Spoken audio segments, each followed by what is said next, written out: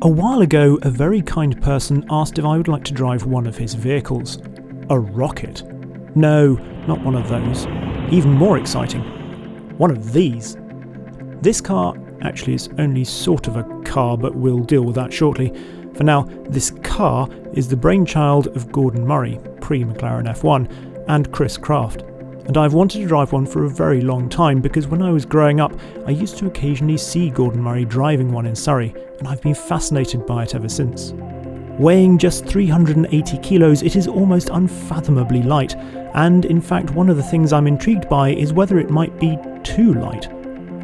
I'm also worried that I might not fit, so I thought I'd delay getting in and just stand next to it for a bit.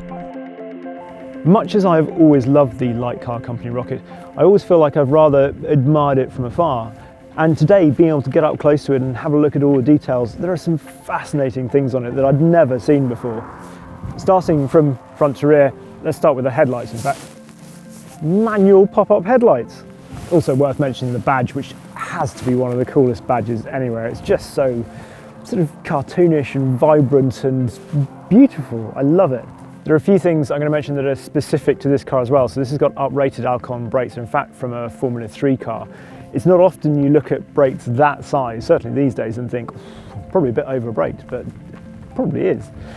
Tyre pressures, get this, 1.1 bar, 1.2 bar. Incredibly low because there's no weight in it.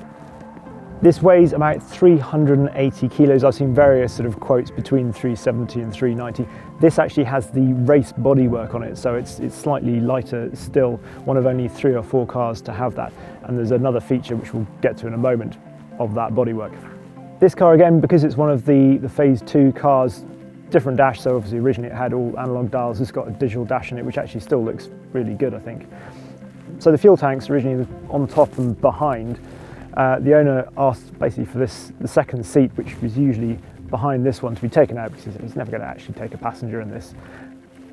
And the fuel tank to be from there, so that's in there now.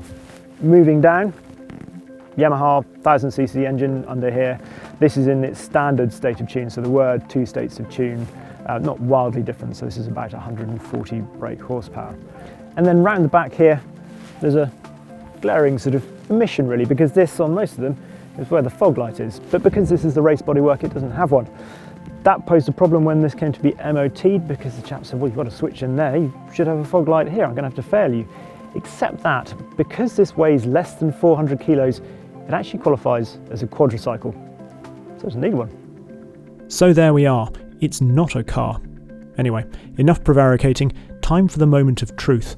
Will I fit enough of my 6'5" frame inside to be able to drive it?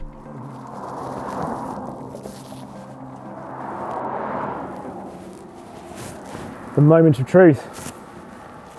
Yes, I just about fit. Wow, that is amazing. It's said that Gordon Murray wanted to prove his central seat concept really with this, which obviously he then went on to use in the F1. It is absolutely amazing sitting, surrounded by this space frame chassis. Beautiful steering wheel. I'm not sure I've ever seen a more beautiful steering, just exactly the right sort of feeling diameter. Again, that beautiful badge in the middle. So simple, so clean. It is certainly pretty tightly packaged, although I always hoped that I'd be able to fit in here because Gordon Murray's tall as well. Gear lever here, then lever here for going between low and high ratio and also into reverse on the gearbox. Handbrake down there. That's pretty much it.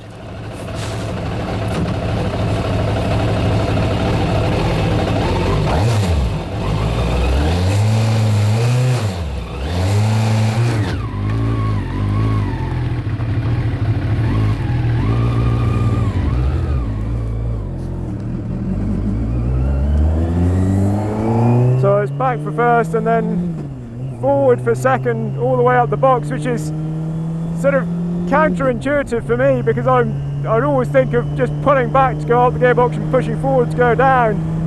So I really had to think about it.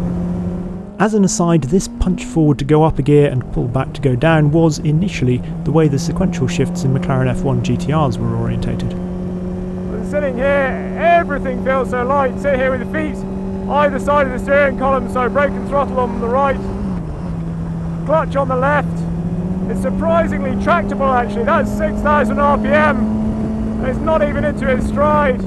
Brakes are pretty firm. So low I can't see over that crest. It's quite a distinctive, almost Gordon Murray trait in that it's quite soft in roll.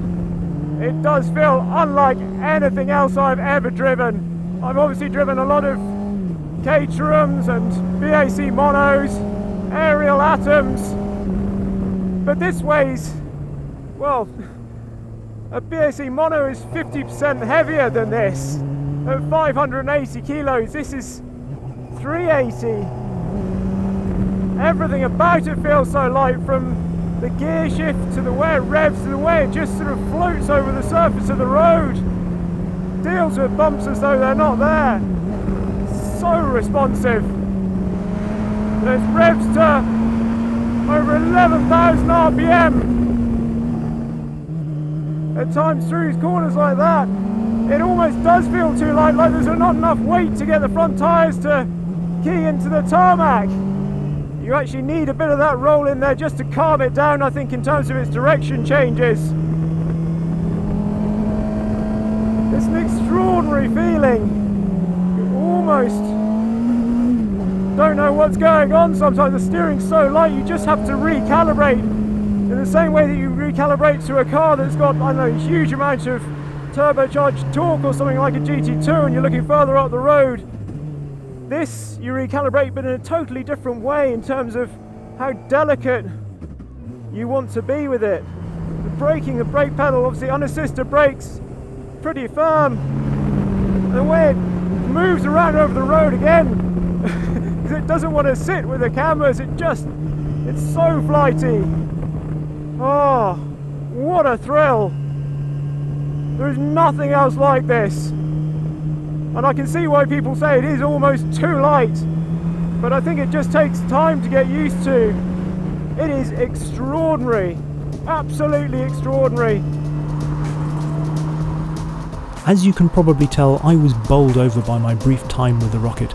It certainly showcases the advantages of lightweight, with the way it rides like it's floating, accelerates instantly, and changes direction almost telepathically at times.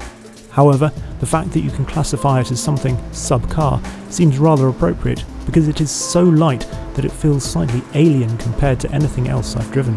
The way it can be dictated to by cambers is a touch unnerving, and you definitely need a calm and sensitive approach to the steering.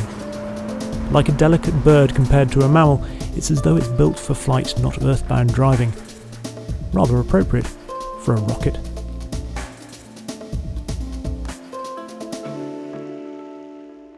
Thank you very much indeed for watching, and a special thank you to the very, very kind owner of the car for letting me drive it.